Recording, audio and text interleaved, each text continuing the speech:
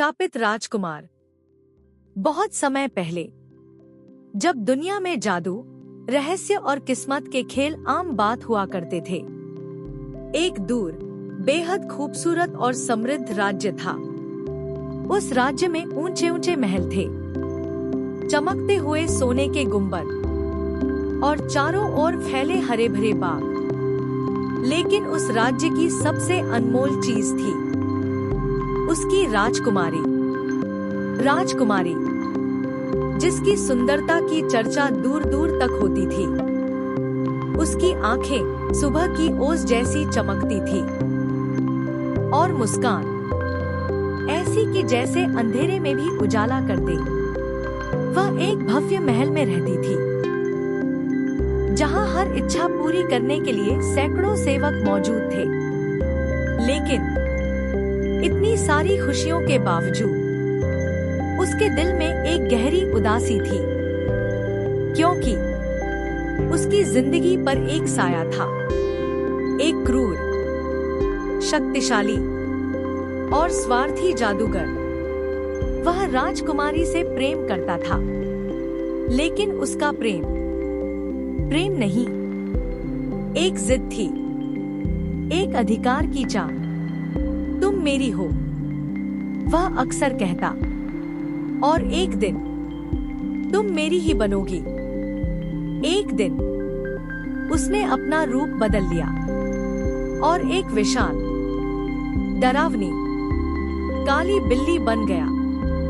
उसकी आंखें लाल अंगारों जैसी जल रही थी और उसके पंजे जैसे मौत के साए हों।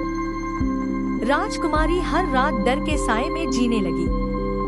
महल के दरवाजे बंद कर दिए गए, सैनिक तैनात कर दिए गए, लेकिन जादू दीवारों से नहीं रुकता।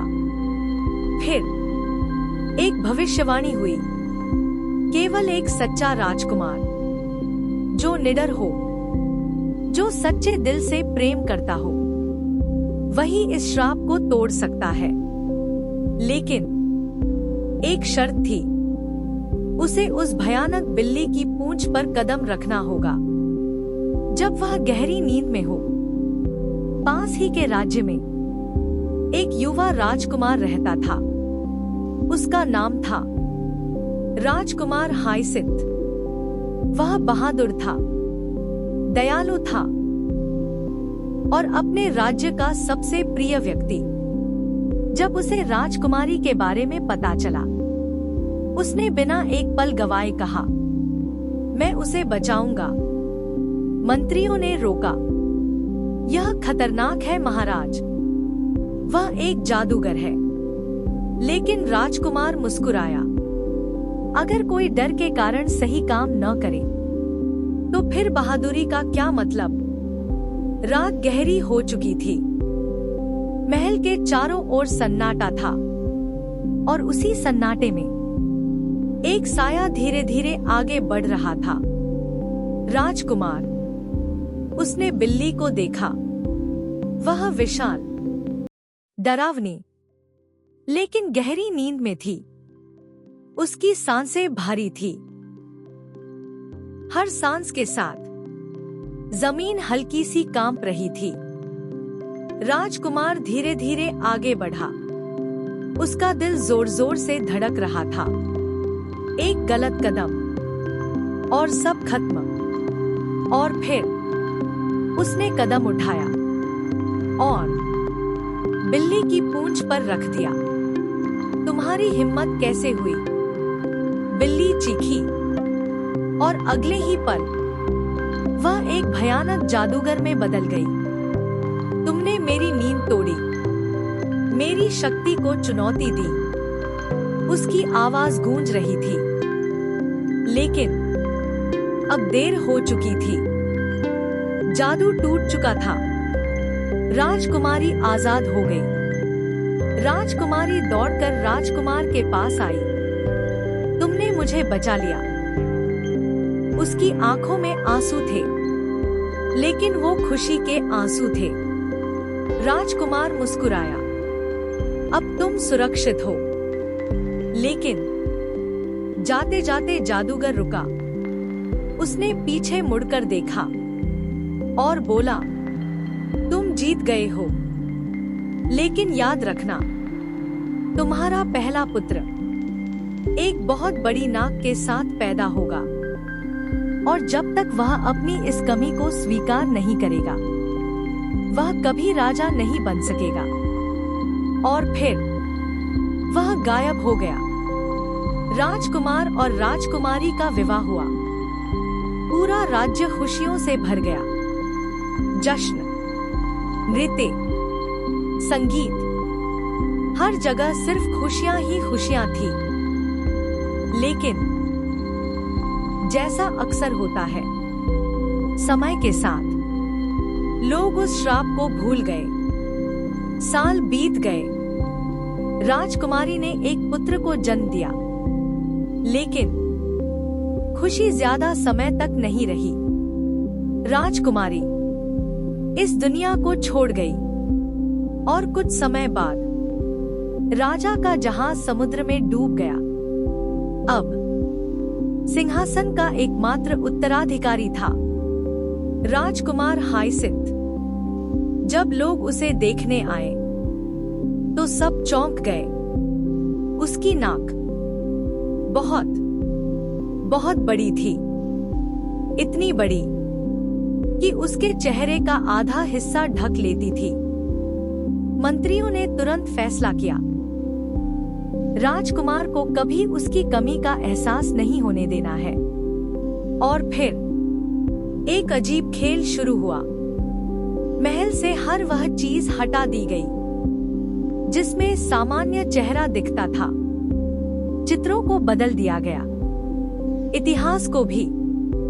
अब हर जगह बड़ी नाक वाले लोग ही सुंदर कहलाते थे, और जिनकी नाक सामान्य थी उन्हें अजीब कहा जाता था। राजकुमार बड़ा हुआ और उसे लगा, मेरी नाक मेरी सबसे बड़ी खूबसूरती है। हर कोई उसकी तारीफ करता था। वाह महाराज, क्या शानदार नाक है! आपकी नाक तो अद्भुत है।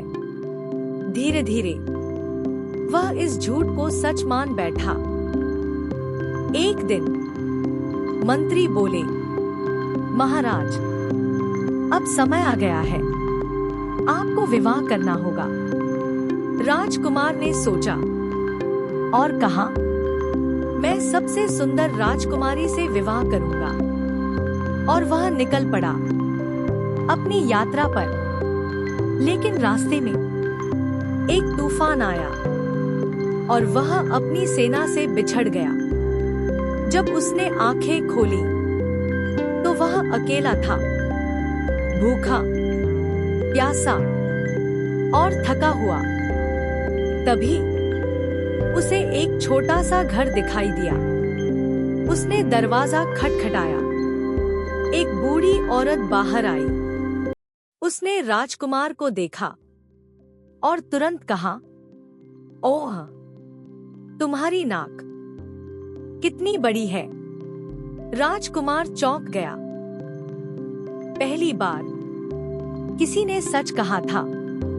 उसने गुस्से में कहा, तुम बहुत असभ्य हो। लेकिन वह औरत हंस पड़ी। सच बोलना असभ्यता नहीं होता। उस रात राजकुमार सो नहीं पाया। उसके मन में एक सवाल बार बार गूंज रहा था, क्या सच में मेरी नाक इतनी बड़ी है? अगले दिन जब वह एक बाजार से गुजरा तो लोगों ने उसे देखकर हंसना शुरू कर दिया। अब उसे एहसास होने लगा था। जब वह कांच के महल पहुंचा और राजकुमारी को बचाने की कोशिश की, वह उसे छू भी नहीं पाया। उसकी नाक बीच में आ रही थी। उस पल सब कुछ बदल गया। उसने धीरे से कहा, हाँ, यह एक कमी है और मुझे इसे स्वीकार करना होगा। अचानक वही बूढ़ी औरत सामने आई। यही परीक्षा थी। जब तुमने अपनी कमी को स्वीकार किया, तभी तुमने श्राप तोड़ा।